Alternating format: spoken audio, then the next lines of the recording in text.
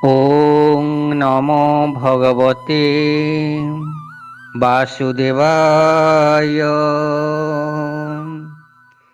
जय जगन्नाथ। पवित्र YouTube channel को आपण मान को स्वागत करुछि। आपण मान को चरण बिंदरे पवित्र कोटि कोटि प्रणिपात। आपण मानकर ढेर सारा मतामत आ कमेंट निश्चित भाव में मते आनंद देछि।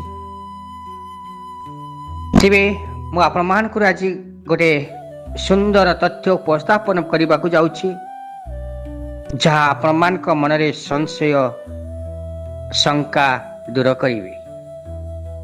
अनेक व्यक्ति अनेक कथा कहते ए रास मंडल को लेके।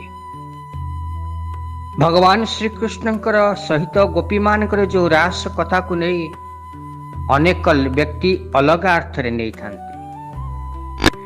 ए अलग अर्थ रे नहीं अनेक व्यक्ति अनेकों को उदाहरण माध्यम रे तिरस्कार करि थांती। किंतु प्रकृत पक्षरे भगवान कृष्णक सहित गोपींकर जो रासलीला हेतिला, ए रासलीलार प्रकृत गूढ़ को एमाने बुझंती नहीं, जानती नहीं बोली एमाने अलग अर्थ रे नहीं थांती भगवान से दिव्य लीला को। तेज निश्चित भाव में आपण माने जानिथिबे एवं मु मध्य आउ थरे आपण मान को स्पष्ट करिदबा को चाहूछि जे प्रभु भगवान श्री कृष्ण को सहित गोपींकर जो रास लीला हेतिला, रास लीला अनन्य भक्ति लीला। भगवान को निज पाखरे पाई, एते निकट रे पाई गोपीमान को मन रे अभिमान आसी जाइथिला। जो भगवान को पाइबा पाई शिव सनकादि ब्रह्मादि जुग जुग धरी तपारूढ़ रहउथिले, तपस्या करुथिले। जो पाद को पाइबा पाई इंद्रादि देवतागण जन्म जन्म धरी बीते जाउछंती, कल्प कल्प भरी धरी अपेक्षा करुछंती। से महाप्रभु को एते निकट रे पाई गोपीमान को मनरे अभिमान आसी जाइथिला। आ गोपीमान को पाखरु प्रभु जते अंतर्ध्यान हो जाइथिले। एक कथा मु आपन मान को द्वितीय क्लिप रे कहिछि। गोपीमान कर अभिमान दूर करी गोपीमान जते भगवान को पाखरु अंतर्ध्यान हो जाइथिले, आ गोपीमान कर गोपी गीत रे माँ राधारानी का सहायता रे, माँ वृंदावती का सहायता रे ए भगवान कृष्ण पुणे आविर्भूत होइथिले। प्रभु कुआडे जाई नथिले, तांकरी पाखरे ही थिले। आ प्रभु आविर्भूत हो जाइछन्ति। आ प्रभु जत्ते बेले आविर्भूत होइछन्ति, एथर प्रभु जो रूप धारण करिछन्ति, ई अनंत कोटि कंदर्प भी सरी हेबो नाही। ये जो रूपकांति प्रभुंकर तासामा विरह स्रग्वी संयमानां मुखाम्बुज पीताम्बरो धरस्रभी साक्षात् मन्मथ मन्मथ तासामा विरह चौरीं सुखमया मुमखा मुख मुज पीताम्बर धरस्रवी साक्षात मन्मथ मन्मथ। आगु को प्रभु केमिति देखा जाउथिले तार वर्णना अछि। हेले प्रभु एबे जो रूप धारण करिसंती ता अद्भुत। पीताम्बर धरस्रवी, पीताम्बर धारण करिसंती प्रभु। आ स्रवीर अर्थ होछि कदंड। आज प्रभु जो रूप धारण करिसंती कोटिए कंदर्प ताहार चरण धूଳି को समान नुहे। प्रभु आज स्वयं कंदर्प रूप मदन मोहन रूप आविर्भूत होइछंती। काहेकि ना ये काम और राम भीतर जुत्य। कंदर्प कहला मु काहार को छाड़ीनी। भगवान शंकर भी बाया होइछंती, नारदଙ୍କ भଳି भक्त बाया होइछंती। मु विष्णु पुत्र जे हेले विष्णु की भी मो माया रे पकई देवी। राम अवतारे पारला नहीं, ପ୍ରଭୁ ପଚାରିଲେ, ଆରେ କନ୍ଦର୍ପ, ଯୁଦ୍ଧ କରିବାକୁ ଆସିବୁନି?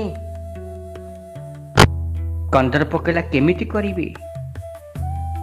ରାମ ଅବତାରରେ ଏକ ପତ୍ନୀ ଗ୍ରହଣ କଲ, ବନବାସୀ ହେଲ, ଉଦାସୀନ ବ୍ରତକୁ ଧାରଣ କଲ, ମୁଁ କେମିତି ଆପଣଙ୍କ ସହିତ ଯୁଦ୍ଧ କରିଥାନ୍ତି? ପ୍ରଭୁ କହିଲେ, ଠିକ ଅଛି, ତ୍ରେତାରେ ସିନା ମୁଁ ଗୋଟିଏ ପତ୍ନୀ ଧାରଣ କଲି, ହେଲେ ଦ୍ୱାପରରେ ମୁଁ କୋଟିଏ ପତ୍ନୀ ଧାରଣ କରିବି, ମତେ ଜିତିଯିବୁ ତ? କନ୍ଦର୍ପ କହିଲା, ହଁ। ଆଉ ପ୍ରଭୁ ଆଜି ଯେଉଁ ଉଦିତ ହୋଇଛନ୍ତି, ଆବିର୍ଭୂତ ହୋଇଛନ୍ତି, ଯେଉଁ ବାଣ ଧରିଛନ୍ତି, ସେ ମଦନକୁ ମୋହ କରିବାର ବାଣ। ତାସାମା ବିରହ ସ୍ରବୀ ସ୍ୱୟମାନା ମୁଖାମ୍ବୁଜ ପୀତାମ୍ବର ଧରସ୍ରବୀ ସାକ୍ଷାତ ମନ୍ମଥ ମନ୍ମଥ। ଅଦ୍ଭୁତ ଦେଖ, ଗୋପୀମାନେ ରଥ ହୋଇଛନ୍ତି,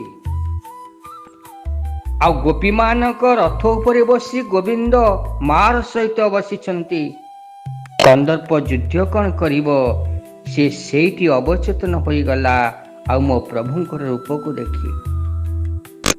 ଆଜି ପ୍ରଭୁ ଯୋଉ ରୂପ ଧାରଣ କରିଛନ୍ତି, ଏ ଗୋପୀମାନଙ୍କର ମନକୁ ମୋହିବା ପାଇଁ, କନ୍ୟାମାନଙ୍କର ମନକୁ ମୋହିବା ପାଇଁ, ଯୋଉ ଯୁବାବସ୍ଥାରେ ଯୋଉ ରୂପ ଧାରଣ କରିଛନ୍ତି, ଏ ନାରୀମାନଙ୍କର ମନକୁ ମୋହିବା ପାଇଁ, ନାରୀମାନଙ୍କର ମନକୁ କିଣିବା ପାଇଁ, ପ୍ରତ୍ୟେକ ପୁରୁଷ ବା ପ୍ରତ୍ୟେକ ନାରୀ ସେମାନଙ୍କ ରୂପକୁ ଶୃଙ୍ଗାର ରସ କରିଥାନ୍ତି।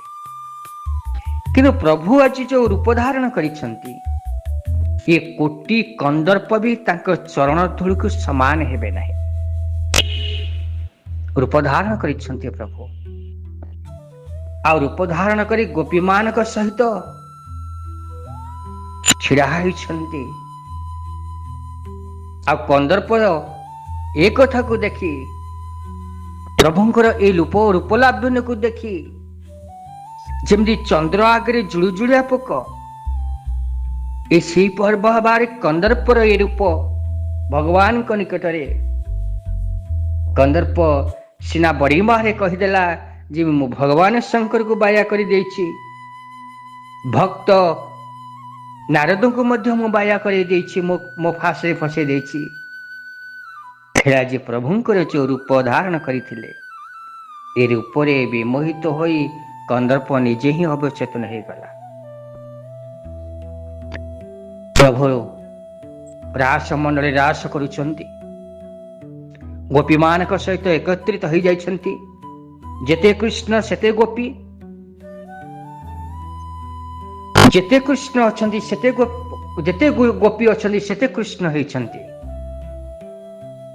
ରାସ ଚାଲିଛି, ଦେବତାମାନେ ଅଧା ସ୍ୱର୍ଗରେ ରହି ପୁଷ୍ପବୃଷ୍ଟି କରୁଛନ୍ତି,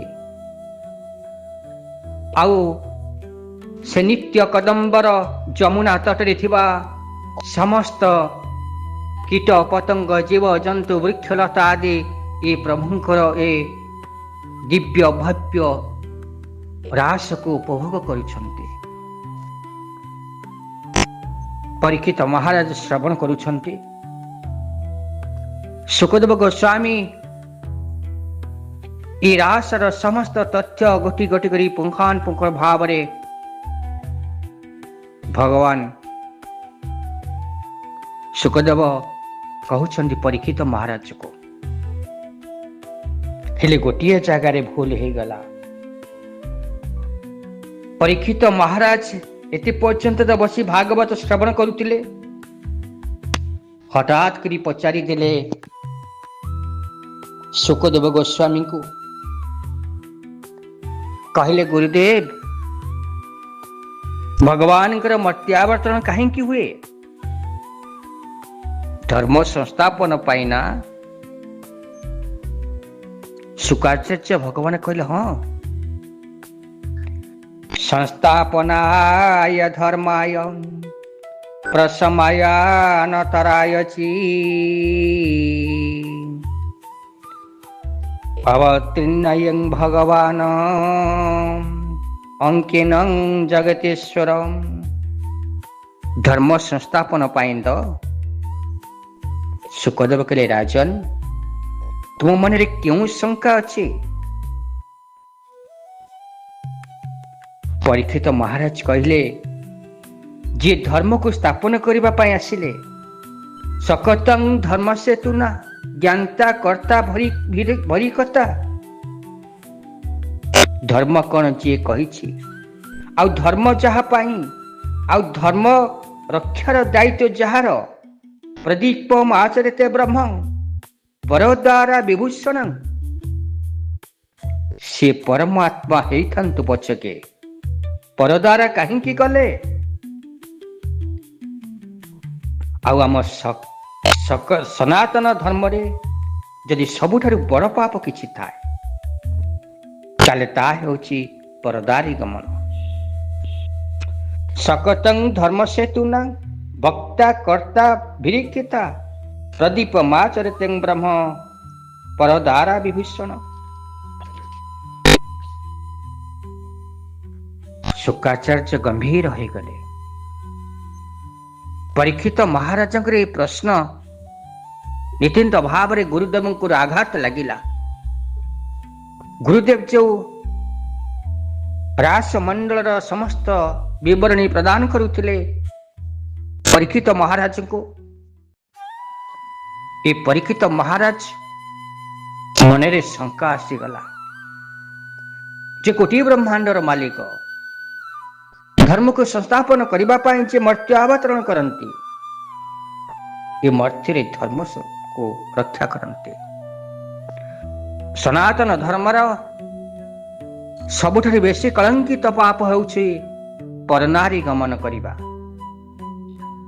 हेले भगवान निजे स्वयं आज गोपी मानक सहित जो रमण करुछंती, गोपी मानक सहित आज जो लीला करुछंती, ए लीला कथा को साधारण लोक माने बुझिबे तो केमिति बुझिबे? तेणु से कथा परीक्षित राजंकर मन रे ही आसीथिला, जहा श्रवण को बंद करी भगवान सुखदेव कथा को सेठी अधूरा रखी प्रश्न करदेले, गुरुदेव एक कथा भगवान करी कौन ठीक करिछंती? शुक्राचार्य गंभीर हो गले,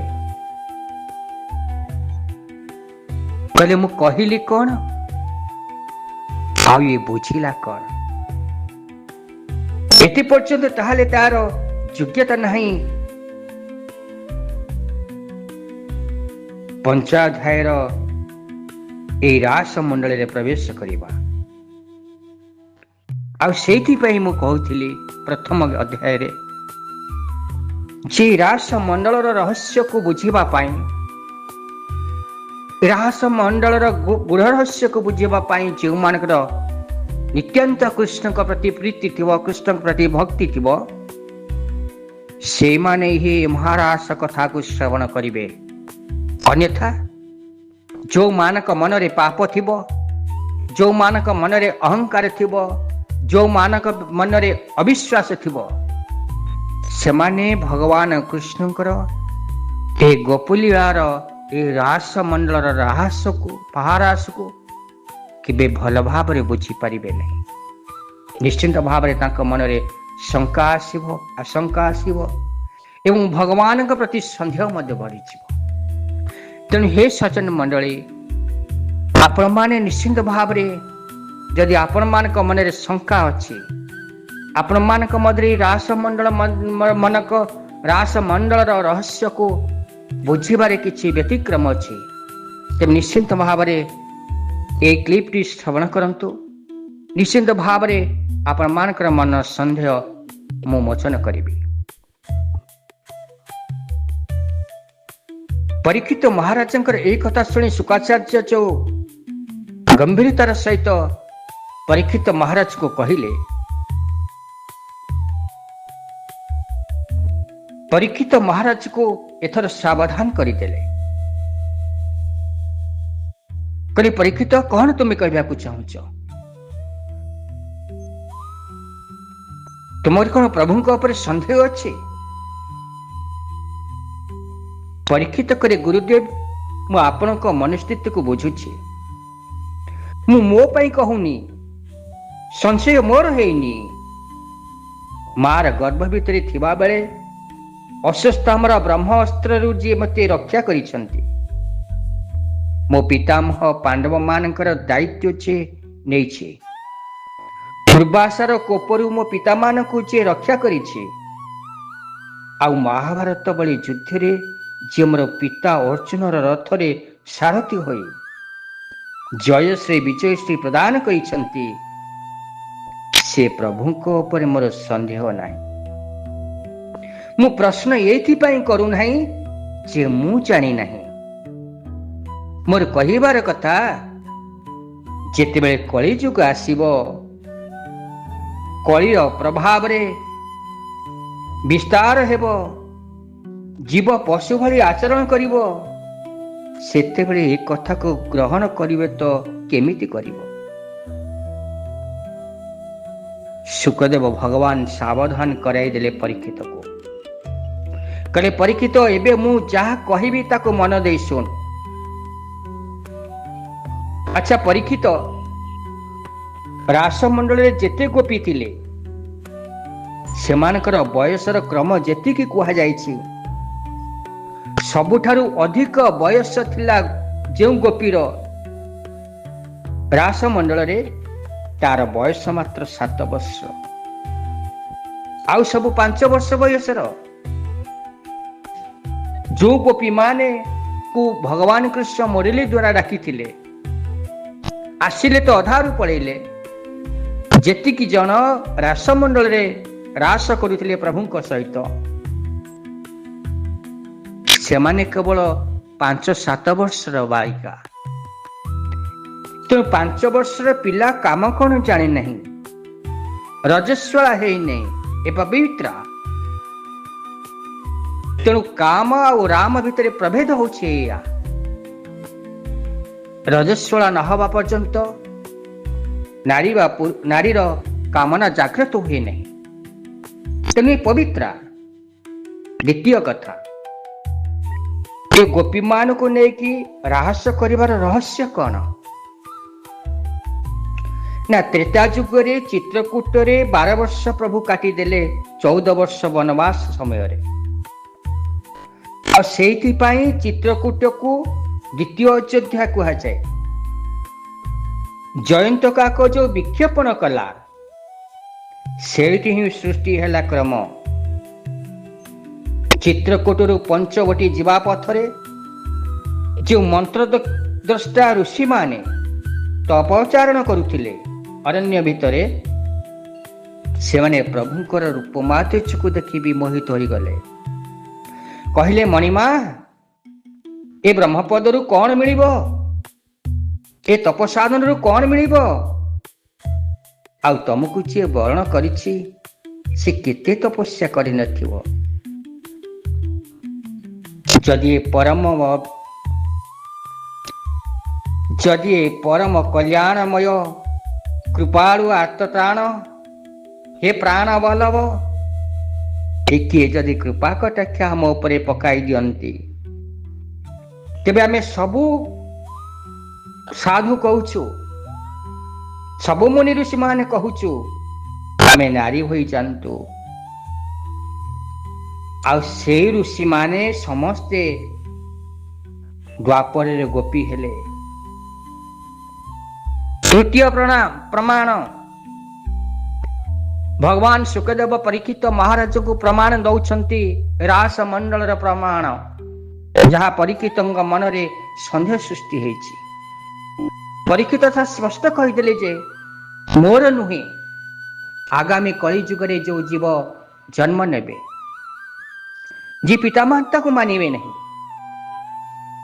ଯେ ନିଜ ନିଜ ଭିତରେ ସ୍ୱାମୀ ସ୍ତ୍ରୀ ମଧ୍ୟରେ ସମ୍ପର୍କ ମଧ୍ୟରେ ସନ୍ଦେହ ସୃଷ୍ଟି ହବ, ପାଠ ସୃଷ୍ଟି ହବ, ସମସ୍ତେ ସମସ୍ତଙ୍କୁ ସନ୍ଦେହ ଦୃଷ୍ଟିରେ ଦେଖିବେ, ଆଉ ପାପ କାର୍ଯ୍ୟ କରିବାକୁ ବି ପଛେଇବେ ନାହିଁ। ଏ ଯୋଉ ସନ୍ଦେହ ସମସ୍ତଙ୍କ ମନରେ ଉଦ୍ରେକ ହବ, ये प्रभुंकर ए मिलन को, प्रभुंकर ये दिव्य भव्य ए रास रहस्य को बुझे तो भल भाव मनरे बुझीपारे तो। तेणु परीक्षित महाराज को बुझेबा अर्थ ए सारा संसार मानव समाज को आज सुखदेव गोस्वामी वार्ता प्रदान कर श्रवण करूँ। प्रकृत गोपी मान सहित प्रभु महाप्रभुंकर जो दिव्य भव्य रास लीला होता ताहा केते सत्य आ केते शाश्वत। तृतीय प्रमाण देले सुखदेव गोस्वामी परीक्षित महाराज को। परीक्षित शब्द देले परम ब्रह्म बोली, प्रतिमा चरते ब्रह्म। एथुर स्पष्ट जे ब्रह्मंकर ना लिंग अच्छी ना देह अच्छी। ब्रह्म कौन केही जानते नहीं। एक कथा स्पष्ट जे परीक्षित परीक्षित मनरे संदेह नहीं। से नारी हेउ कि पुरुष हेउ, वृक्ष हेउ बा पशु पक्षी हो, कीट पतंग हेउ बा लता हेउ, मिशंती तो केउठी मिशंती परिशेष मिशंती कौथिरे से परम ब्रह्मंग देहरे तो ब्रह्मेति भगवानेति परमाति एउची गोटिए शब्द। किए ब्रह्म कुए, किए भगवान कुहे, किए परमात्मा कुहे, ताहले सेठी देहर स्नान नहीं, देह भी नहीं। चतुर्थ प्रमाण एमाने होउछन्ति आदि देव ऋग्वेदर गोटे गोटे ऋचा बा मंत्र। तो गोपी भाने हेउछन्ति वेदर मंत्र। तेणु एमिति संशय तो आसीबा कथा नुहे। आउ गोटे कथा कहले सुखदेव गोस्वामी,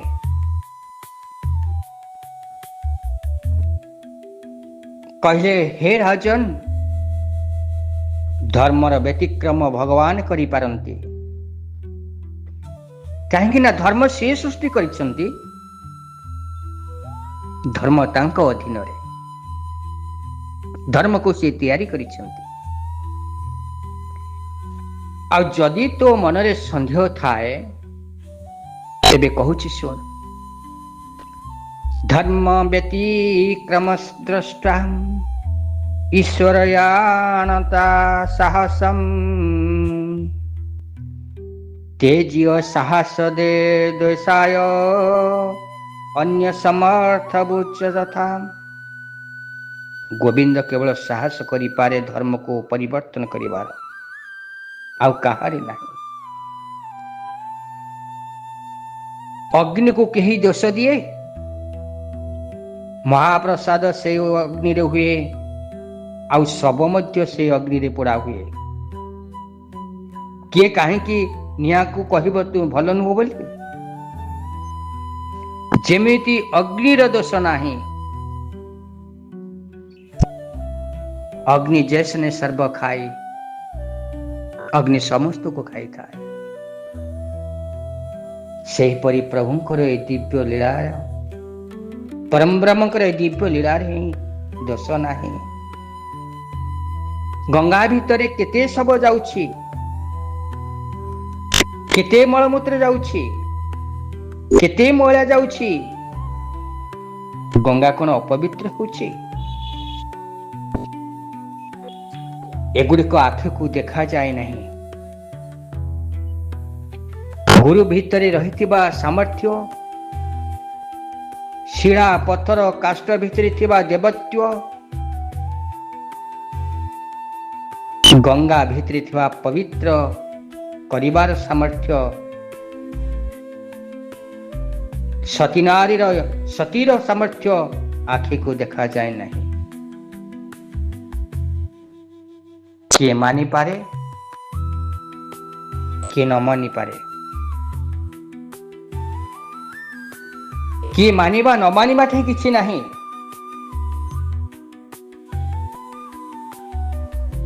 ଆପଣମାନେ ଯଦି କହିବେ ଆମେ ଏଗୁଡାକ ମାନିବୁ ନାହିଁ, ଏହା ମିଥ୍ୟା ବୋଲି ଆପଣମାନଙ୍କର ମାନିବା ନ ମାନିବାରେ ଯାଏସ ନାହିଁ। ସୂର୍ଯ୍ୟ ଉଦୟ ହେଉଛି ହେବ, ତୁମେ ମାନିଲେ ବି ନ ମାନିଲେ ବି। ଭଗବାନ ରାମ ଥିଲାବେଳେ ରାବଣ ଭଗବାନଙ୍କ କଥା ମାନି ନଥିଲା। ଭଗବାନ ରାମ ଥିଲାବେଳେ ରାବଣ ମାନି ନଥିଲା ରାମ ବୋଲି। ଭଗବାନ କୃଷ୍ଣ ଥିଲାବେଳେ କଂସ ବି ମାନି ନଥିଲା। ତୁମେ ମାନିଲେ କେତେ ନ ମାନିଲେ କେତେ। ରାତ୍ରି ହୁଏ ହେବ, ତୁମେ ମାନିଲେ ବି ନ ମାନିଲେ ବି। ଋତୁ ପରିବର୍ତ୍ତନ ହେଉଛି ହେବ, ତୁମେ ମାନିଲେ ବି ନ ମାନିଲେ ବି। ଆଉ ପ୍ରଭୁ କଳିଯୁଗରେ ଜଗନ୍ନାଥ ଧାମରେ ଯୋଉ ଲୀଳା କରୁଛନ୍ତି, ଅନେକ ବ୍ୟକ୍ତି କହୁଛନ୍ତି ଏ ମିଥ୍ୟା। ଅନେକ ମିଡିଆ ଭାଇ ମାନେ ଯାଇ ପହଞ୍ଚି ଯାଉଛନ୍ତି ସେ ହେତୁବାଦୀ ମାନଙ୍କ ପାଖରେ, ଯେ ହେତୁବାଦୀ ମାନେ ଅପଶବ୍ଦ ପ୍ରୟୋଗ କରୁଛନ୍ତି ଆମ ପ୍ରଭୁଙ୍କ ପ୍ରତି। ସେ ମିଡିଆ ଭାଇ ମାନଙ୍କୁ ମୁଁ ହାତ ଯୋଡି ନିବେଦନ କରୁଛି, ଆପଣମାନଙ୍କର ଟିଆରପି ବଢେଇବା ପାଇଁ ଏ ଅପସଂସ୍କୃତି କି ଚାରିଆଡେ ପ୍ରଚାର କରନ୍ତୁ ନାହିଁ। ଆପଣଙ୍କ ଟିଆରପି ବଢେଇବାର ତ ଅଛି, ପ୍ରଭୁଙ୍କର ମହିମାକୁ ଗାନ କରି ପ୍ରଚାର କରନ୍ତୁ, ତେବେ ଆପଣମାନଙ୍କର ମଙ୍ଗଳ ହେବ। କିନ୍ତୁ ଜଣେ ଜଣେ କଂସ ରୂପୀ ରାବଣ ରୂପୀ ବ୍ୟକ୍ତିଙ୍କ ମାନଙ୍କ ପାଖକୁ ଯାଇ ଯୋଉ ଟିଆରପି ବଢେଇବା ପାଇଁ ଆପଣ ବାଇଟି ଆଣୁଛନ୍ତି, ଏ ପ୍ରଭୁଙ୍କୁ ନିନ୍ଦା କରୁଥିବା ବ୍ୟକ୍ତି ମାନଙ୍କ ଠାରୁ ଏ ନିନ୍ଦୁକ ମାନଙ୍କ ପାଖରେ ପହଞ୍ଚଉଛନ୍ତି। ଆଉ ଆଜିକାଲି ଲୋକମାନେ, ଆଜିକାଲି ବ୍ୟକ୍ତି ମାନେ ତ ପରକୁହା କଥାକୁ କାନ ଡେରି ଶୁଣନ୍ତି, ପାପ କଥାକୁ ଲୁଚି ଲୁଚି ଦେଖିବା ପାଇଁ ଭଲ ପାଆନ୍ତି, ପାପ କଥାକୁ ଶୁଣିବା ପାଇଁ କାନ ଡେରିକି ଭଲ ଭାବରେ ଶ୍ରବଣ କରିଥାନ୍ତି। କୋଉଠି କିଏ ଅପଭ୍ରଂଶ କଲା, କୋଉଠି କିଏ ଅନ୍ୟାୟ କଲା, ସେଇଟା ବେଶୀ ଦେଖାଯାଏ, କିନ୍ତୁ ଧର୍ମ କଥା ବେଶୀ ଦେଖାଯାଏ ନାହିଁ। ପ୍ରଭୁଙ୍କର ଗୁଣ କୀର୍ତ୍ତନ ଶ୍ରବଣ କରିବା ପାଇଁ ବେଶୀ ସମୟ ତାଙ୍କୁ ଦିଅନ୍ତି ନାହିଁ, କି ପ୍ରଭୁଙ୍କର ଦିବ୍ୟ ଦର୍ଶନ ସତ୍ୟକୁ ଦର୍ଶନ କରିବା ପାଇଁ ଦୃଷ୍ଟି କେବେ ଦିଅନ୍ତି ନାହିଁ। ଏଇଟି ହେଉଛି ଆମର ପତନର କାରଣ, ଏହା ହିଁ ହେଉଛି ଆମର ପାପ ଗ୍ରହଣ କରିବାର କାରଣ। ଏଇଥିପାଇଁ ଅଳ୍ପାୟୁଷ ହେବାକୁ ପଡୁଛି। ସେଇ ତ ଭାଗବତ ଲେଖା ଅଛି, ଲୋକେ ହୋ ଇବେ ଖଳବଳ, ନାସିବେ ଭୁବନ ମଣ୍ଡଳ, ଏଣୁ ହୋ ଇବେ ଅଳ୍ପାୟୁଷ, ପ୍ରାଣିଶ କଳେ ଯିବେ ନାଶ। ଗୋବିନ୍ଦ ଗୋବିନ୍ଦ ଗୋବିନ୍ଦ ପଦୁ ଗଳୁଛି ମକରନ୍ଦ। ବୋଲିଏ ଭାଗବତ ଭଗବାନ କି।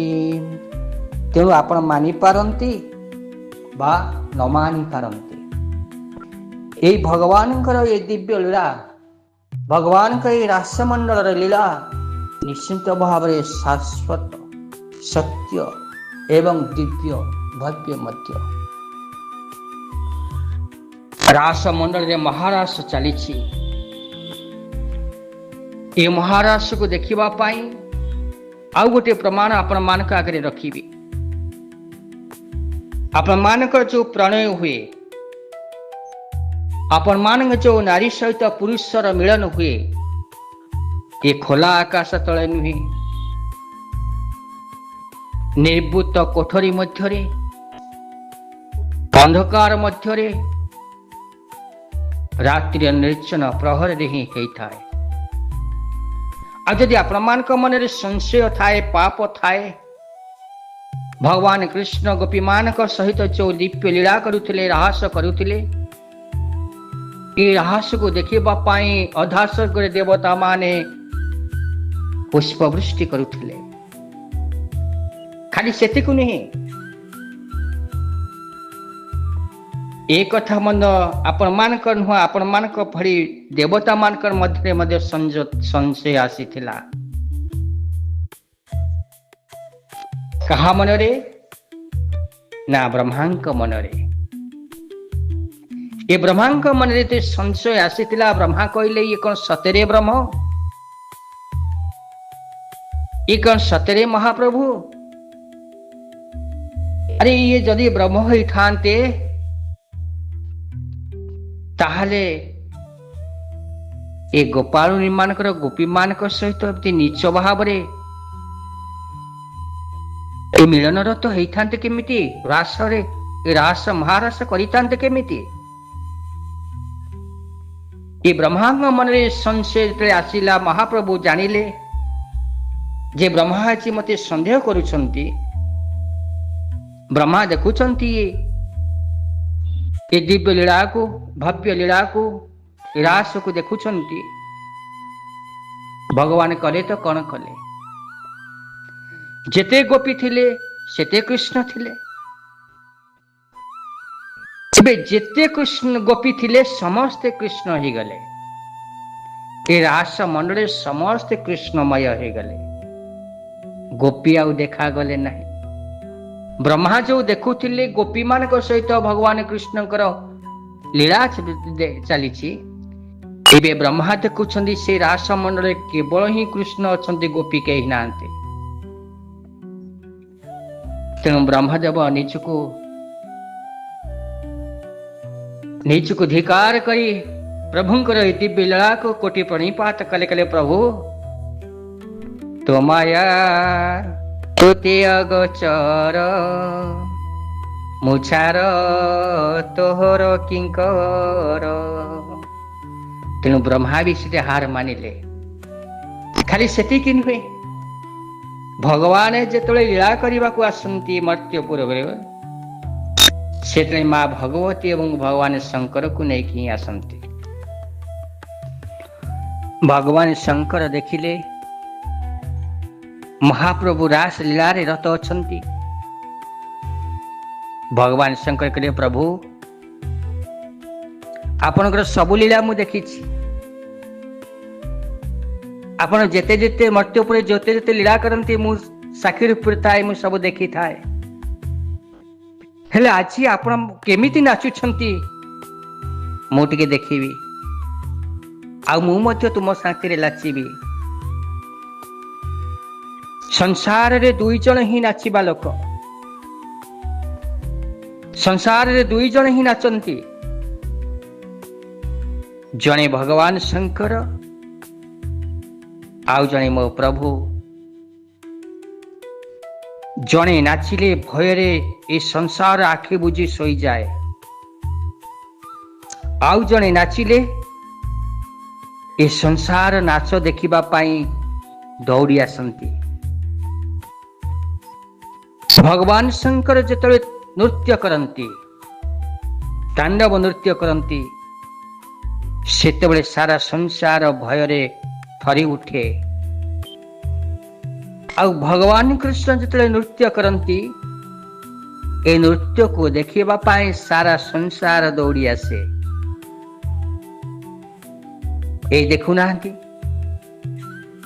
ପୁରୀ ଧାମରେ ବସିଥିବା ସେଇ ମହାପ୍ରଭୁ ମୋର ଯେତେବେଳେ ରତ୍ନ ସିଂହାସନ ଛାଡ଼ି ଜନ୍ମବେଦୀକୁ ଆସନ୍ତି, ଖାଲି ରଥରେ ବସି ନଟକୁଟିଆ ଠାକୁର ପଣ୍ଡାମାନଙ୍କ ସହିତ ହସି ହସି ନାଚି ନାଚି ପହଣ୍ଡି ବିଜେ କରି ରଥରେ ରତାରୂଢ଼ ହୁଅନ୍ତି। ଗୋଟି ପହଣ୍ଡି, ଧାଡ଼ି ପହଣ୍ଡିରେ ପ୍ରଭୁ ଯୋଉ ଦିବ୍ୟ ଲୀଳା କରନ୍ତି, ଏ ଦିବ୍ୟ ଲୀଳା ଦେଖିବା ପାଇଁ ପୃଥିବୀର କୋଣ ଅନୁକୋଣରୁ ଭକ୍ତମାନେ ଛୁଟି ଆସନ୍ତି ଦେଖିବା ପାଇଁ। ଏ ହେଉଛନ୍ତି ମହାପ୍ରଭୁଙ୍କର ମାୟାର ଖେଳ। ଆଉ ଭଗବାନ ଶଙ୍କର ଯଦି ତାଣ୍ଡବ ସୃଷ୍ଟି କରନ୍ତି, तेबे सारा संसार भय थरहर हुए। आज भगवान शंकर से कथा कहते प्रभु समस्त लीला को तो मु देखी आज आप केमिति नाचिबे मु टिके देखिबी आउ मु तुम पाद सहित पाद मिसई टिके नाचिबी। ए कथा को देखी भगवान शंकर जेतले रास मंडल रे प्रवेश करुछंती ए रास मंडल फाटक जगिछंती किए माँ भगवती भगवान शंकरंकर पत्नी। केवल पुरुष मानक ही प्रवेश ना केवल नारी मानक ही से रास मंडल प्रवेश अच्छी कौन सी पुरुष ही जीवे ना।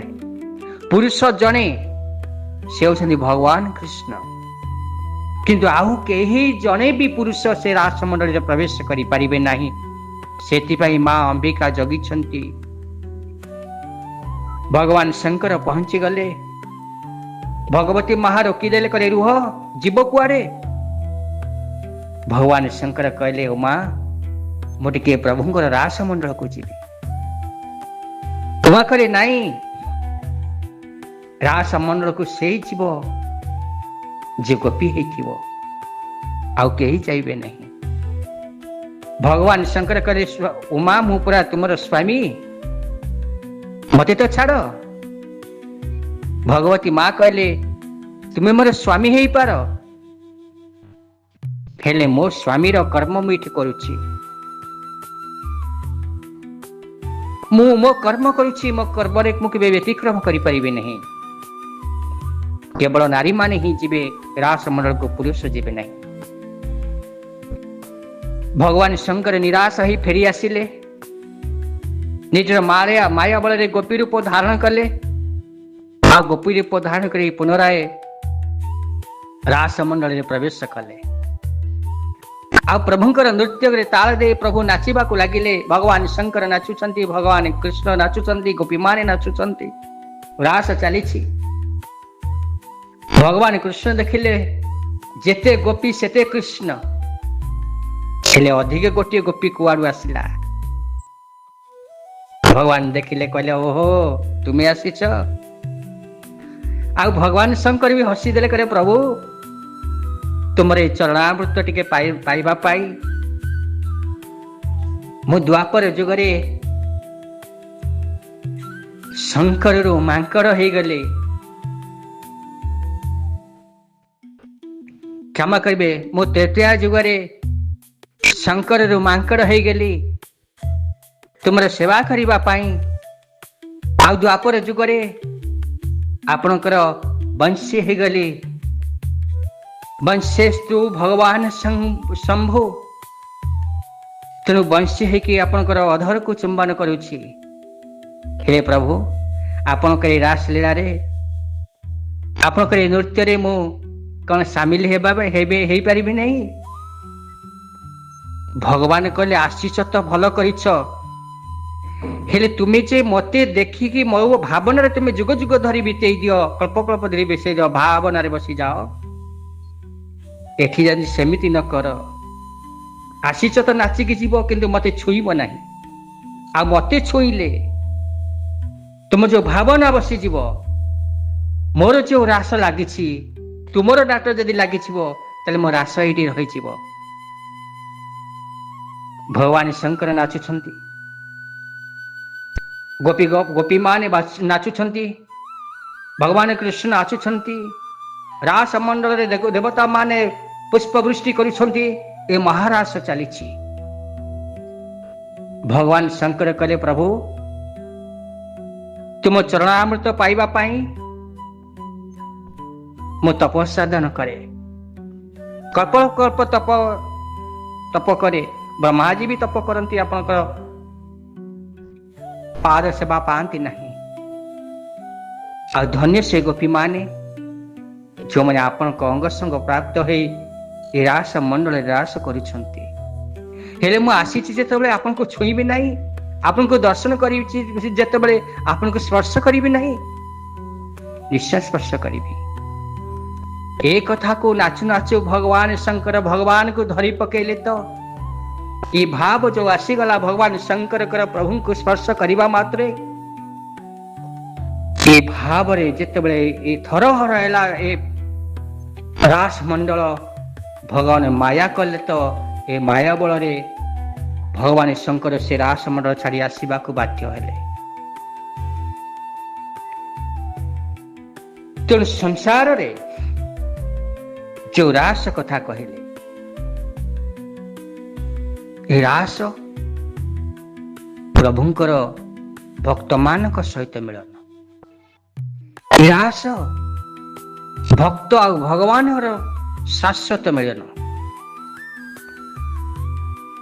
ये जेते जेते पुराण अच्छे जेते जेते शास्त्र अच्छे जेते जेते वेद अच्छे समस्त वेद वेद समस्त शास्त्र को यदि अवलोकन करा जाए सत्य जुगुरु आरंभ कलिजुग पर्यंत गोटे जुग नुह कि गोटे कल्प नुह ये कोटि कोटि कल्प को यदि अवलोकन करा जाए प्रभुंकर जेते भक्त अछंती ये गोपी मानकर स्थान नवा पाई केही भी सक्षम नुहंती। ये गोपी मानक स्थान कौन सी भक्त नहीं पारिबे नहीं। तेणु आत्मा और परमात्मा रे मिलन ब्रह्म और परम ब्रह्म कर मिलन गोपी और कृष्ण कर मिलन ये मिलन शाश्वत सत्य आ दिव्य। तेणु हे सज्जन मंडली ये श्रोता बंधु आपण माने जानिले तो प्रभुंकर ये दिव्य रहस्य कथा को ये दिव्य भावमय रास मंडल कथा को महारास को तेरे मन रे आपण मानकर आ संशय अच्छी कि आमे जो अन्य को उदाहरण माध्यम रे कही थाउ जे सिटी अमके पुओ अमके झियो सहित रास करूची बोली लीला करूची बोली तेणु एक कथा कहवा पूर्व टिके प्रभुंकर दिव्य लीला को टिके स्मरण करिवे तेबे निश्चिंत भाव रे आम मन रे थिबा संशय दूर होई जिवो प्रभुंक प्रति आम मन रे थिबा सेही कलंकित कथा निश्चिंत भाव रे उभई जिवो आ जेउ माने या को कहंती समान को आपण माने सजाग करे देबे। तेबे श्रोता बंधु आपण मान को आकरे ए उपस्थापनटा किपरि लागिला निश्चिंत भाव रे कमेंट माध्यम रे जणैबे। आपण माने तो विज्ञ प्राज्ञ गीता पढ़ुछंती भागवत पढ़ुछंती रामायण पढ़ुछंती आपण मानकर ज्ञान आगे मोर ज्ञान निन्य तथापि भी मुझे वार्ता दबापाई चाहिए कहीं ना आपण माने समस्ते जानी मो मनर भावना को मु परिप्रकाश कले जे मो मनरे संध्या नहीं कि मु भी क्या कही भी नहीं कि मु कहार एक कथा शुणा मात्र ही तांको निश्चिंत भाव रे दूरीभूत करेबी। तेणु मो मन रे थिबा भावना मो मन रे थिबा संशय प्रभुंक प्रति जो आशंका थिला आज दूर हो जाइछि। तेणु मु भावुछि निश्चिंत भाव रे आपण मानकर मन निश्चिंत दूरीभूत होइथिबो आ प्रभुंक प्रति दिव्य शाश्वत प्रेमधारा महाराष्ट्र रहस्य आपण माने निश्चिंत भाव रे बुझी पारिथिबे। तेबे आसंतु ये प्रभुंकर लीला कथा को आपण माने श्रवण करूथांतु।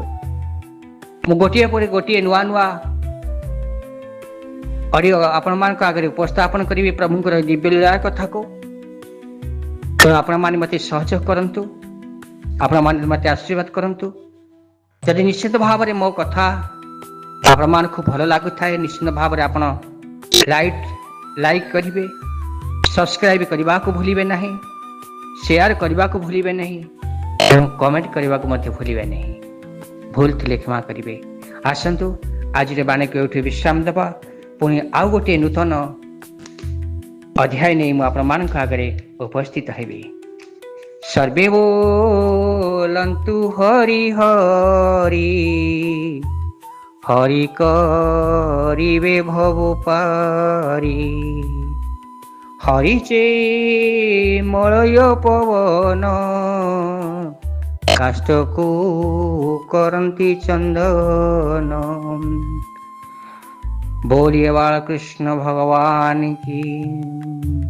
सर्वे भवन्तु सुखिनः, सर्वे सन्तु निरामय, सर्वे भद्राणि पश्यन्तु, मा कश्चित् दुःखं भवेत्। ओम शान्तिः, ओम शान्तिः, ओम शान्तिः।